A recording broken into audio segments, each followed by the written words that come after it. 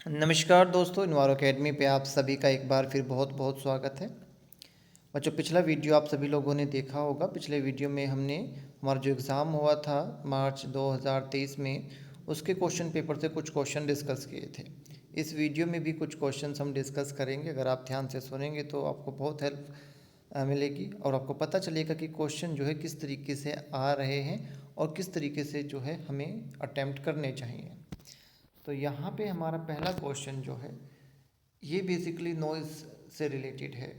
और ये क्वेश्चन हालांकि बहुत इजी था, बट बहुत सारे बच्चों ने जो है से गलत कर दिया।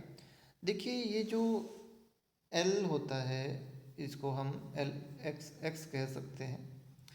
और ये जो एक्स एक्स है, ये बेसिकली रिप्रेजेंट करता है परसेंटेज ऑफ टाइम को, कि टोटल टाइम में से कितने परसेंट जो है नॉइस परसिस्ट करता है। जैसे यहाँ पे अगर हम देखें एल फोर्टी हमें क्या बता रहा है कि टोटल टाइम का 40% जो है आपका 20 dB नॉइस रहा।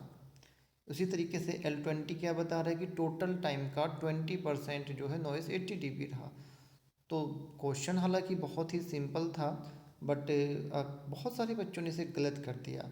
तो जब भी इस तरीके का क्वेश्चन आए तो आपको एक ही चीज़, एक ही कॉन्सेप्ट जो है अपने माइंड में रखना है कि ये जो है एल एक्स एक्स क्या रिप्रेजेंट करता है, percentage of time of persistence of A sound, की पूरे टाइम ड्यूरेशन में से कितने समय जो है एक साउंड परसिस्ट करता है। सिंपली ये क्वेश्चन भी जो है नॉइज़ से रिलेटेड था और ये क्वेश्चन भी काफ़ी बच्चों ने गलत किया है। बेसिकली इस क्वेश्चन में हमसे टाइम पूछा गया था कि दो पीक के बीच में जो है आपका जो टाइम होता है उसको क्या कहते हैं। ज़्यादातर बच्चे जो है इसको वेवलेंथ लगा के आ गए। बेसिकली वेवलेंथ डिस्टेंस बताता है कि दो पीक के बीच में क्या डिस्टेंस है, और पीरियड क्या बताता है कि दो पीक के बीच में कितना टाइम इंटरवल हुआ, है ना। टाइम बेसिकली जो है ये बताता है कि दो पीक के बीच में, यानी कि एक पीक के बाद में जब दूसरा पीक आएगा तो दोनों पीक के बीच में कितना अंतर था, क्या टाइम, बेसिकली किस टाइम पे जो है दूसरा पीक आता है। तो ये बता रहा है टाइम। तो पीरियड बताता है टाइम और वेवलेंथ बताता है आपके को दो पीक के बीच में दूरी, डिस्टेंस। और ए क्या बताता है आपको, एम्पलीट्यूड, कि एक बार जब पीक ऊपर जाता है तो कितनी ऊंचाई तक जाता है। बेसिकली मैग्नीट्यूड आप कह सकते हैं, एम्पलीट्यूड आप कह सकते हैं। अगला क्वेश्चन हालांकि बहुत आसान था। Naturally occurring radio active gas which is also produce by radio active decay of uranium. Basically radon को इंडोर एयर पोलूटेंट भी कहते हैं। ये जो है हमारे घरों के अंदर बिल्डिंग मटेरियल में बेसिकली कई बार हमने देखा कि कंटामिनेशन होती है रेडियो एक्टिव एलिमेंट की, उसकी वजह से रेडॉन गैस प्रोड्यूस हो जाती है। तो रेडॉन को इसलिए इंडोर एयर पोलूटेंट भी कहा जाता है। ये क्वेश्चन तो मोस्टली बच्चों का सही था। ये जो अगला क्वेश्चन है, ये क्वेश्चन बहुत ज़्यादा जो है अच्छा नहीं है। अच्छा से हमारा मतलब है कि आज जो उन्होंने क्वेश्चन दिया है जिस तरीके से, a natural and man made depression, ठीक है, ए नेचुरल और ह्यूमन मेड डिप्रेशन, इसको आप अगर ध्यान से देखें तो ये स्टेटमेंट, जितनी स्टेटमेंट हमने स्टैंडर्ड बुक से पढ़ी है उससे मेल नहीं खाती है। अगर हम नेचुरल डिप्रेशन की बात करें, कोई भी खाली जगह उसमें आप वेस्ट डंप करते हैं और डंप करने के बाद में चाहे आप उसे जो है कंपैक्ट करके उसके ऊपर एक जो है डेली लेयर भी लगाएं, बट अगर हम बात करेंगे आपका कि ये जो आपका सैनिटरी लैंडफिल होता है, सैनिटरी लैंडफिल बेसिकली आपका किस तरीके से काम करता है। सैनिटरी लैंडफिल को हम इंजीनियर्ड मेथड भी कहते हैं, क्योंकि ये जो होता है ये केवल और केवल तभी संभव है जब हम अपने लैंडफिल में प्रॉपर लाइनिंग प्रोसेस जो है यूज़ करें। ये क्वेश्चन जो है, एक क्वेश्चन आया था 2009 में, और क्वेश्चन इस तरीके से था कि one of the following method for disposal of municipal solid waste known to be scientific. इसका आंसर था सैनिटरी लैंडफिल मेथड। और जो ये क्वेश्चन आया था, इसका आंसर भी जो है सैनिटरी लैंडफिल है। तो इसमें बेसिकली अगर हम बहुत ध्यान से देखें, जितनी भी लैंडफिल होते हैं अलग अलग तरीके से हमने देखा है, उसमें जब सैनिटरी लैंडफिल की बात की जाए तो सैनिटरी लैंडफिल में लाइनिंग सिस्टम लगाए जाते हैं। अगर हम इसको देखेंगे तो हमें एक वर्ड दिखाई देगा, इंजीनियर्ड मेथड या फिर साइंटिफिक मेथड। ये मैन मेड जो है आपका होता है, नेचुरली नहीं होता है, इसको डिज़ाइन किया जाता है। ठीक है बच्चों, इसको डिज़ाइन किया जाता है। तो ये जो आपका आंसर है सैनिटरी लैंडफिल, ये बहुत अच्छा जो है इसका आंसर नहीं है। हालांकि ये जो लाइन है, ये एक बुक से कॉपी पेस्ट की हुई लाइन है। उस बुक में यही लिखा हुआ है, जिस बुक से क्वेश्चन बना हुआ है उस बुक में एग्जैक्टली ये सेम लाइन लिखी हुई है, और उसी बुक से उठा के इन्होंने ये क्वेश्चन दे दिया, उसका आंसर सैनिटरी लैंडफिल दे दिया। बट अगर हम अपनी बाकी स्टैंडर्ड बुक जो स्पेसिफिकली बनी हुई हैं सॉलिड वेस्ट मैनेजमेंट के लिए, या इन्वायरमेंटल इंजीनियरिंग की जो स्टैंडर्ड बुक हैं, उनको देखेंगे तो हम हमेशा यही पाएंगे कि सैनिटरी लैंडफिल जो है वो एक इंजीनियर्ड मेथड है, वो एक साइंटिफिक मेथड है, वो एक जो है डिज़ाइन किया जाता है प्रॉपर तरीके से। ये लैंडफिल, इसमें लाइनर सिस्टम लगाया जाता है, इसमें लीचेट कलेक्शन सिस्टम लगाया जाता है। सैनिटरी लैंडफिल केवल या आपका वेस्ट को डंप करके उसके ऊपर जो है कंपैक्ट करके एक मिट्टी की लेयर लगा देना ही जो है सैनिटरी लैंडफिल नहीं बन जाता है। इसमें प्रॉपर ध्यान रखा जाता है कि लीचेट जो है हमारे ग्राउंड वाटर में मूव ना कर जाएं, इसलिए लाइनिंग सिस्टम लगाते हैं। गैस जो है मीथेन गैस प्रोड्यूस होती है, उनको जो है सेपरेट करने का जो है प्रोविज़न लगाया जाता है कि मीथेन गैस जो प्रोड्यूस हुई है वो ऐसे चारों तरफ ना फैल जाए, क्योंकि मीथेन गैस में आग लग सकती है। तो बहुत सारी चीज़ें जो है सैनिटरी लैंडफिल में जो है ध्यान रखी जाती हैं। तो हालांकि इसका आंसर जो है एनटीए ने सैनिटरी लैंडफिल ही दिया है, और ये भी सत्य है कि ये जो है एक बुक की लाइन है, उस बुक से इन्होंने उठा के ये क्वेश्चन दे दिया। बट एग्जैक्टली यही है कि आपका जो ये सैनिटरी लैंडफिल है, ये एक साइंटिफिक मेथड है, ये एक इंजीनियर्ड मेथड है, ये नेचुरली नहीं होता है। अगर हम बात करें प्लास्टिक वेस्ट मैनेजमेंट रूल की, तो बहुत सारे रूल आए, बहुत सारे अपडेशन हुए हैं, उसमें बहुत सारे अमेंडमेंट हुए हैं। But plastic waste management rule जो है फर्स्ट टाइम नोटिफाइड किए गए थे आपके 2016 में। पायरोलाइसिस एक बहुत ही ये फेवरेट टॉपिक है आपके एग्ज़ाम के पॉइंट ऑफ व्यू से। पायरोलाइसिस पे आप देखेंगे कि हर बार एक क्वेश्चन जो है आता रहता है।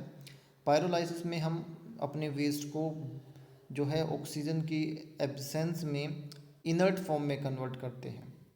तो पायरोलाइसिस बेसिकली आपके वेस्ट को, टॉक्सिक वेस्ट को नॉन टॉक्सिक मटेरियल में बदलने का प्रोसीजर है। दो आपके तीन बेसिकली आप कहेंगे कि तीन बेसिक कंपोनेंट इसमें प्रोड्यूस होते हैं, एक सॉलिड, एक लिक्विड और एक गैस। और आपके तीन टाइप के पायरोलाइसिस होते हैं, स्लो पायरोलाइसिस, फास्ट पायरोलाइसिस और फ्लैश पायरोलाइसिस। तो पायरोलाइसिस पे आपको थोड़ा फोकस करना चाहिए। पायरोलाइसिस, गैसिफिकेशन और इंसिनरेशन, तीन ये जो मेथड हैं वेस्ट को बर्न करने के, इन पे क्वेश्चन जो है काफ़ी आ रहे हैं, क्योंकि आजकल जो है क्वेश्चन जो बन रहे हैं उसमें ये भी ध्यान रखा जा रहा है कि आप जो है वेस्ट टू एनर्जी है ना, जो काफ़ी पॉपुलर कॉन्सेप्ट है आजकल इंडिया में, उस पे भी थोड़ा सा ये फोकस करके क्वेश्चन दे रहे हैं। इसलिए पाइरोलाइसिस, गैसिफिकेशन, इंसिनरेशन, इन पे क्वेश्चन आने की संभावना ज़्यादा है। ये क्वेश्चन आया था notification of environmental impact assessment under the provision of environmental protection act 1986। तो इसका जो आंसर है डेवलपमेंट प्रोजेक्ट्स, ये सही है, ठीक है, बिल्कुल। बट बहुत सारे बच्चों ने इसका जो आंसर लगाया था रिवर वैली प्रोजेक्ट लगाया था, वो बच्चे भी जो है सही थे अपनी जगह पे, बस उन्होंने क्वेश्चन को ध्यान से नहीं पढ़ा। ये बिल्कुल सत्य है, सच है कि इंडिया में सबसे पहले जब हम ईआईए की बात करते हैं तो ईआईए सबसे पहले जो है प्लानिंग कमीशन ने जब ये एक नोटिफिकेशन जारी किया था, एक ऑर्डर दिया था कि भाई हमारे जितने भी रिवर वैली प्रोजेक्ट हैं उनसे पहले ईआईए होना चाहिए, ठीक है। तो जिस बच्चे ने ईआईए की हिस्ट्री बहुत अच्छे से पढ़ी है उसको ये एग्जैक्टली पता है कि सबसे पहले ईआईए जो है आपका रिवर वैली प्रोजेक्ट के लिए ही होता था। बट यहाँ पे क्वेश्चन गलत इसलिए हो जाता है बच्चों का, अगर वो रिवर वैली प्रोजेक्ट लगाते हैं कि तब तक जो है जब ये आपका होता था प्लानिंग कमीशन के कहने पे रिवर वैली प्रोजेक्ट के लिए, उस समय पे हमारा इन्वायरमेंटल प्रोटेक्शन एक्ट 1986 भी नहीं था, ठीक है। ये 1970s की बात है, जब जो है प्लानिंग कमीशन ने कहा था कि भाई हमारा जो सॉरी जो आपका प्रोजेक्ट है उनमें रिवर वैली प्रोजेक्ट जब भी आप लगाएंगे या ये कराएंगे। तो उसके बाद में 86 में आपका इन्वायरमेंटल प्रोटेक्शन एक्ट आया और 94 में पहला नोटिफिकेशन आया आपका ईआईए का। उस नोटिफिकेशन में क्लियरली ये कहा गया था कि आपका 29 डेवलपमेंट एक्टिविटी के लिए ईआईए होगा। तो अगर आप जो है यहाँ पे देखेंगे तो डेवलपमेंटल प्रोजेक्ट है ना, आपके डेवलपमेंट प्रोजेक्ट के लिए जो है ईआईए होगा। बट अगर ये कहा जाए कि सबसे पहले ईआईए इंडिया में किसके लिए स्टार्ट हुआ था, तो वो आपका रिवर वैली प्रोजेक्ट ही होगा।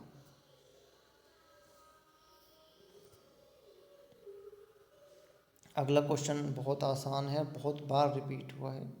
फंडामेंटल ड्यूटीज़ की अगर हम बात करते हैं कि हमारी जो सभी सिटीजन जो हैं इंडिया के, उनकी फंडामेंटल ड्यूटी में आता है कि वो अपना नेचुरल इन्वायरमेंट को प्रोटेक्ट करें और उनके इम्प्रूवमेंट में हेल्प करें, लाइक फॉरेस्ट के, लेक के, रिवर वाइल्ड लाइफ।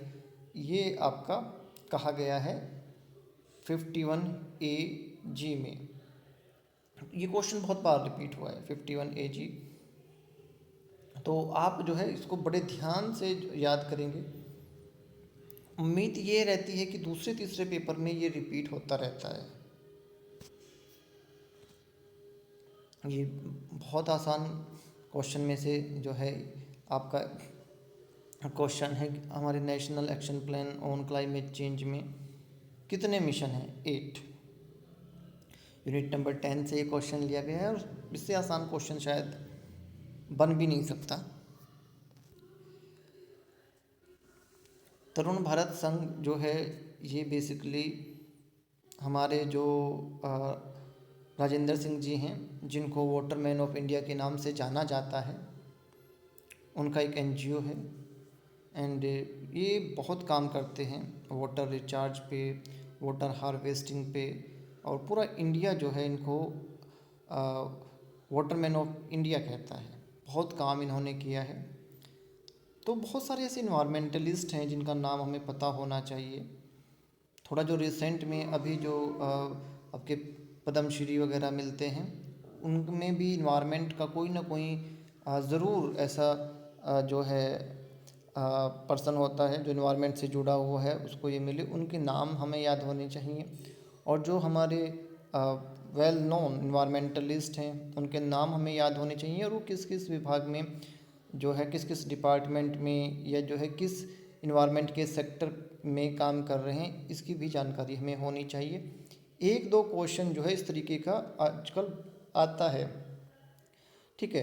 कुछ जैसे वर्ल्ड फेमस इन्वायरमेंटलिस्ट, जैसे ग्रीन मूवमेंट वाला क्वेश्चन जो है 2 बार आया लगातार। इस बार जो है इंडिया से रिलेटेड इन्वायरमेंटलिस्ट का इन्होंने नाम जो है के नाम पे आपको क्वेश्चन दे दिया। तो इस तरीके से अगर हम देखें तो इन्वायरमेंटलिस्ट, इन्वायरमेंटल अवेयरनेस पे एक क्वेश्चन जो है आ रहा है। तो इन्वायरमेंटल कैलेंडर के साथ साथ जो वेल नोन इन्वायरमेंटलिस्ट हैं उनके नाम भी आपको बहुत अच्छे से याद होने चाहिए। बच्चों, हमें पूरी उम्मीद है कि ये वीडियो आपके लिए काफ़ी हेल्पफुल प्रूफ होगा। इसका पीडीएफ जो है हमने आपके टेलीग्राम चैनल इन्वायरो अकेडमी पे अटैच कर दिया है, वहाँ से आप डाउनलोड कर सकते हैं। इसके साथ साथ इसको हमने ब्रॉडकास्ट लिस्ट में व्हाट्सएप पे भी फॉरवर्ड करा दिया है, वहाँ से भी आप डाउनलोड कर सकते हैं। सीखते रहिए, मुस्कुराते रहिए, हमारी बेस्ट विशेज़ आपके साथ में हमेशा है, हमेशा रहेगी। गॉड ब्लेस यू बच्चों।